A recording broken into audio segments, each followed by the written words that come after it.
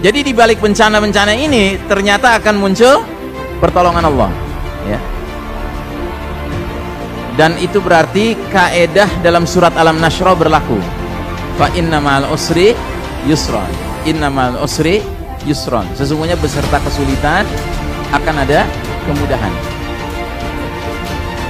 Nah, jadi kita meyakini bahwa dukhan ini di satu sisi adalah bencana, tapi di lain sisi justru ini bukti Allah sedang memberlakukan lagi sunnatut tadawul, sunnah pergiliran.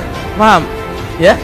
Jadi Allah akhiri kepemimpinan kaum kufar ini, untuk selanjutnya Allah akan berikan kepada orang-orang beriman hak memimpin kembali.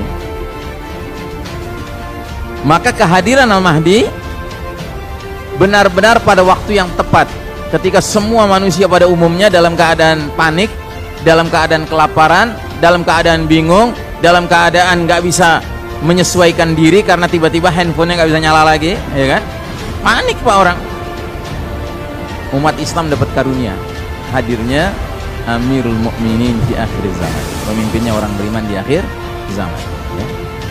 Karenanya saya ingatkan, kalau kita sudah menyadari bahwa kita berada dalam sebuah perjalanan waktu yang kelihatannya tanda-tanda semakin menunjukkan bahwa zuhur Al-Mahdi kelihatannya sudah makin dekat, gitu ya. Kita jangan fokus pada bencana-bencananya itu. Kita harus fokus pada bagaimana mempersiapkan diri dan keluarga kita layak untuk menjadi bahagian dari Safful Mahdi, barisan Al-Mahdi, Jaisul Mahdi, pasukan Al-Mahdi, ya toh? Karena apa? He is the certified leader. Dia pemimpin yang dapat sertifikasi dari Allah dan Rasulnya. Kan alangkah anehnya kalau kita sudah tahu jadwal pemimpin yang dapat restu Allah dan Rasulnya akan datang, terus kita malah sibuk mengurus uncertified leaders gitu. Aneh sekali. Paham ya? Yang paham paham, yang belum paham nanti lama-lama paham, insyaallah. Ya. Nah, jadi saudaraku rahimakumullah, kita ini berada di persimpangan jalan. Kira-kira di sini nih kita berada nih. Sudah mau meninggalkan babak keempat, sudah menjelang datangnya babak kelima. Dan babak kelima jelas-jelas Nabi katakan adalah babak khilafatun ala minhajin nubuwah, kekhalifahan yang mengikuti metode kenabian. Nabi tidak ada mengisyaratkan bahwa setelah babak keempat akan ada babak namanya mulkan adon, raja-raja menggigit lagi. Enggak ada. Yang ada langsung khilafah ala minhajin nubuwah.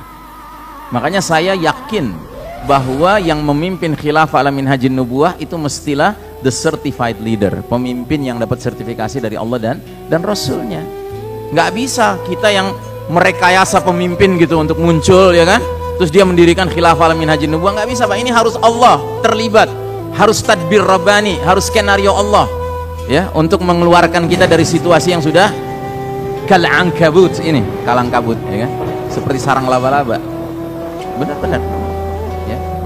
Nah, karenanya kita juga meyakini bahwa perpindahan kita dari babak mulkan jabriyah menuju babak khilafah ala minhajin nubuwah harus melewati masa transisi penuh ujian, rintangan, cobaan, tantangan, bencana-bencana, sekaligus kita akan mulai ya, kuatkanlah iman kami, terimalah amal-amal kami, sehingga kalau engkau panjangkan umur kami melewati bencana-bencana besar ini, engkau izinkan kami bisa bergabung dengan pemimpin yang kami nanti-nantikan, Al-Mahdi, ya. Itu benar, boleh kita minta begitu, ya. Tapi jangan karena kita tahu Al-Mahdi nggak mungkin muncul kalau dukhan belum terjadi terus kita minta ya Allah segerakan dukhan. Nggak benar itu, ya. Nggak begitu kita cara berpikirnya. Nah, jadi saudaraku rahimakumullah, 3 tanda besar kiamat yang pertama kali muncul semuanya berupa bencana alam dahsyat. Ad-dukhan, pembenaman bumi di timur, pembenaman bumi di barat. Ketiganya diduga kuat disebabkan oleh Batshatul Kubra, hantaman keras dari langit, yaitu berjatuhannya bongkahan-bongkahan batu dari langit alias pecahan-pecahan meteor. Nah, ini dia kronologi 10 tanda besar, ya. Ad-dukhan, pembenaman bumi di timur, pembenaman bumi di barat, ya. Ketiganya karena Batshatul Kubra, hantaman keras meteor besar. Baru setelah itu hadirlah Al-Mahdi, ya. Jadi Al-Mahdi itu hadir benar-benar pada titik di mana umat manusia, bukan saja umat Islam, sedang menghadapi kekacauan efek dari bencana-bencana besar ini, ya.